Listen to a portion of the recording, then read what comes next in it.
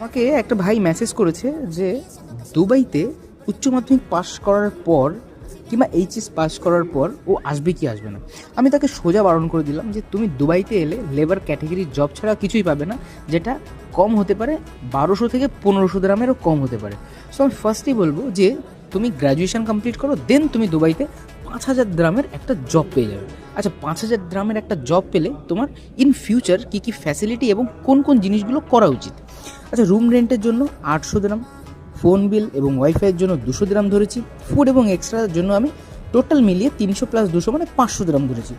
Next আমি যদি বলি সেন্ড মানি, মানে বাড়িতে তো টাকা পাঠাতেই হবে, সো 1000 দিরহাম মানে 25,000 অ্যারাউন্ড তুমি বাড়ি পাঠাচ্ছ, তারপরেও কিন্তু 2500 দিরহাম তোমার কাছে বেঁচে যাচ্ছে।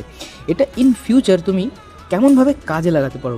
নিশ্চয়ই আমি বলবো না যে তুমি রিয়েল এস্টেটে ইনভেস্ট করো, আমি বলবো যে কিছু ইনভেস্টমেন্ট ফিউচার, তোমার ফিউচার ইনভেস্টমেন্টের জন্য, লাইক ড্রাইভিং লাইসেন্স খুবই ইম্পর্টেন্ট।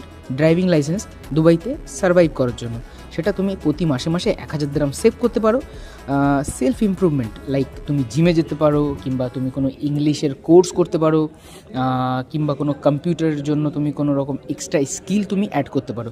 নেক্সট হচ্ছে এডুকেশান। তুমি যখন গ্র্যাজুয়েশন কমপ্লিট করবে, গ্র্যাজুয়েশন কমপ্লিট করার পর তুমি কোনো পার্টিকুলার সাবজেক্টে স্প্লাইজেশন করতে পারো দুবাইতে। তার কিন্তু অনেক রকম সুযোগ রয়েছে, লাইক সেটা সেলস হতে পারে, তোমার কোনো এক্সট্রা কোনো স্কিলের ওপর স্প্লাইজেশন হতে পারে, সেটা তোমার ইন্টারেস্টের উপর ডিপেন্ড করছে। যখন তুমি এটা করবে না, 1 থেকে 1.5 বছর পর তুমি আজ এই টাকাটা সেভ করে যখন একটা ভালো জায়গায় ইনভেস্ট করবে এবং তোমার সময়টা যখন একটা ভালো জায়গায় ইনভেস্ট করবে, নেক্সট 1 to 2 ইয়ার্স পরে তুমি কি না easily on and around 15,000 dirham to 20,000 dirham স্টার্টিংয়ের একটা জব পেয়ে যাবে ইজিলি, যেটা কিনা ইন্ডিয়ান মানিতে হয়। কত হয় জাস্ট কমেন্ট করে আমাকে বলুন।